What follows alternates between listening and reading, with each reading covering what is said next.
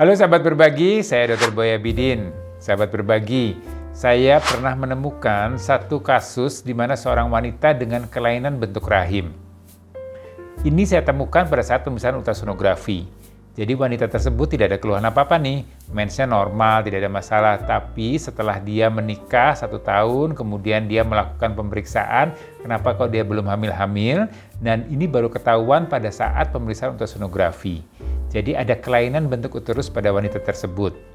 Ya, saya jelaskan saja apa yang terjadi pada uterus wanita tersebut dan kemudian apa kemungkinannya untuk bisa terjadi kehamilan ataukah mungkin untuk hamil atau tidak. Jadi ini pertanyaan mendasar yang ditanyakan oleh wanita tersebut. Jadi kalau kelainan uterus itu banyak sekali macamnya sahabat berbagi. Ya, jadi proses pembentukan organ reproduksi wanita dan pria juga ini sebenarnya terjadi sejak dalam kandungan. Ya, jadi pada kehamilan kurang lebih pada kehamilan di minggu ke-8, minggu ke-9. Jadi ini bila hamil-hamil 2 bulan, 3 bulan, ini proses pembentukan organ reproduksi ini sudah dimulai. Dan dia biasanya akan selesai pada kehamilan di 3 bulan. Jadi pada kehamilan 3 bulan, ya itu sudah terbentuk anatomi dari organ reproduksi wanita ataupun juga pria.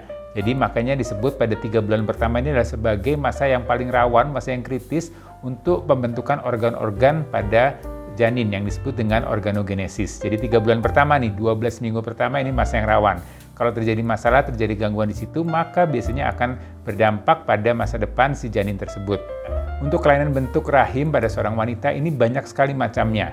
Ya, jadi kalau sahabat berbagi pernah lihat nih, bentuk rahim itu yang normal seperti ini, sahabat berbagi ya. Ini rahim yang normal. Dia ada rahimnya di tengah, kemudian ada saluran tubanya kiri kanan, kemudian ada ovarium dan juga ada vagina. Jadi mulai dari luar nih, organ reproduksi pada wanita itu kan organ reproduksi eksternal ya. Reproduksi eksternal itu ada bibir vagina, ada labia mayora, labia minora, kemudian ada vagina, kemudian masuk ke situ ada leher rahim, kemudian leher rahim masuk ke atas itu ada rahim, ada rongga rahim, kemudian di kiri kanannya ada saluran tuba kiri dan kanan, kemudian ada ovarium kiri dan kanan. Ini adalah gambaran rahim yang normal. Nah, pada saat proses pembentukan rahim tersebut, itu dia berasal dari 2 lempeng, kiri dan kanan, kemudian ada lempeng dari atas dan bawah. Ya, jadi ini memang sangat kompleks untuk pembentukan organ reproduksi pada seorang wanita. Terjadi masalah apabila nih pada saat proses penyatuan lempeng tersebut tidak sempurna. Ya, jadi kita sebut pertama adalah dengan uterus yang didelphi. Didelphi itu dia punya 2 rongga rahim, dia punya 2 serviks leher rahim, dan dia juga punya vagina 2.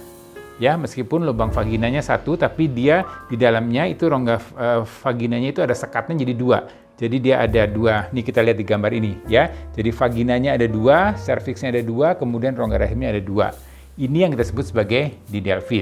Kemudian ada lagi yang disebut dengan uterus yang arcuatus. Arcuatus itu dia seperti ada lekukan, jadi ada arcus, ada lengkungan. Jadi kalau kita lihat bentuk rahim yang normal yang di tengah nih ya, nah ini tengahnya ini ada yang kita lihat tuh di tengahnya ada yang sedikit masuk ke dalam. Jadi bentuknya kalau dilihat ini seperti gambar love ya, nah kalau orang lagi jatuh cinta itu gambar love. Itu kita lihat di tengah ya. Jadi dia ada lekukan di tengahnya.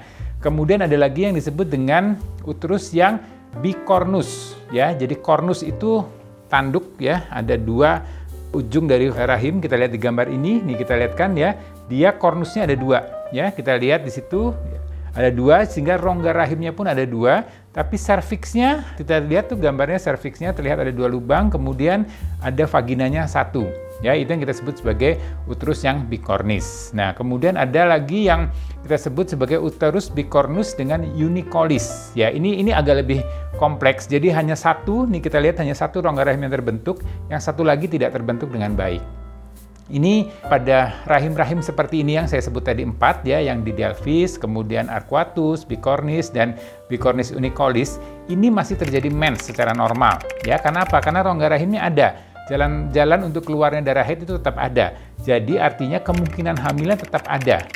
Ya, walaupun memang dengan kelainan bentuk ini, risiko untuk terjadinya keguguran ini memang cukup tinggi. Ya, tapi bukan berarti tidak mungkin untuk hamil. Karena apa? Karena dia punya saluran telur, dia punya ovarium, punya indung telur, dia punya rahim, rongga rahim, dia ada leher rahim, dia ada vagina. Sehingga sperma bisa masuk, sel telur bisa dibuahi oleh sel sperma, kemudian bisa terjadi kehamilan di dalam rongga rahim.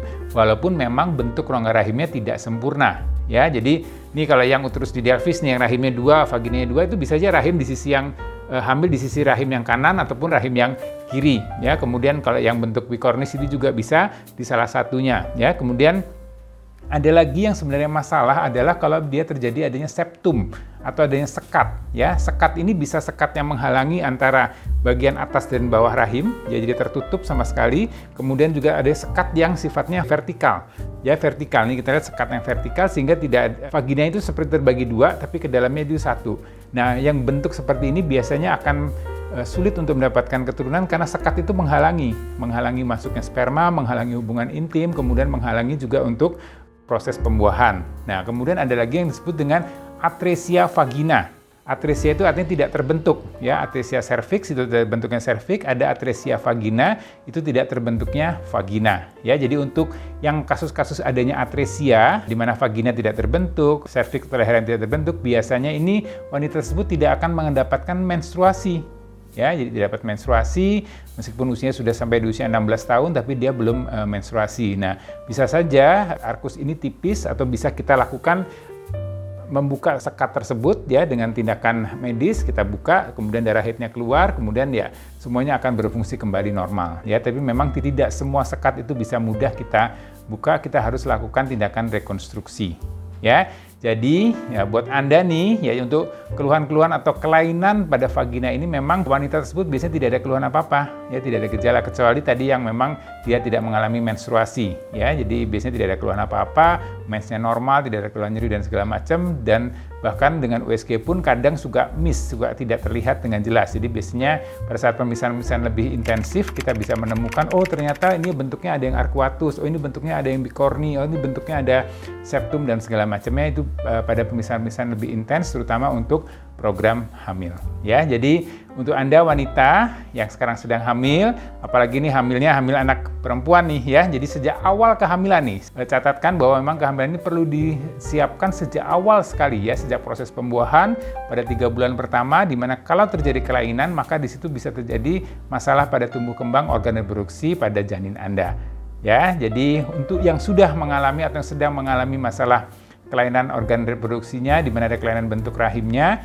masih tetap optimis, tetap bisa berkonsultasi. Nanti di bagian kebidanan ini ada bagian kebidanan rekonstruksi. Nanti bisa akan dilakukan rekonstruksi untuk dikembalikan bentuknya ke bentuk yang mendekati bentuk yang normal dan bisa berfungsi dengan baik. Ya, jadi Anda tetap optimis, tetap semangat untuk bisa mendapatkan kehamilan, ya, walaupun memang ada upaya-upaya lain yang perlu kita lakukan supaya semuanya bisa berjalan dengan baik. Ya, semoga informasi ini bisa menambah wawasan Anda, ya. Jadi untuk Anda rajin-rajin, ya, periksa ke dokter kandungan, terutama untuk Anda yang sudah 1 tahun menikah, melakukan hubungan intim teratur, mensnya teratur tapi belum terjadi kehamilan. Ya, siapa tahu, ya, mudah-mudahan sih tidak ada masalah pada anatomi atau bentuk dari rahim Anda. Untuk informasi-informasi lainnya mengenai kesehatan organ reproduksi pria maupun wanita, sahabat berbagi bisa cek channel YouTube Dr. Boy Abidin, ya. Kalau Anda suka silakan like, kalau Anda mau bertanya silakan kirim pertanyaan di kolom komen. Apabila Anda mau bagikan silakan Anda share, dan jangan lupa nih kalau Anda belum subscribe silakan subscribe. Saya Dr. Boy Abidin, senang bisa berbagi.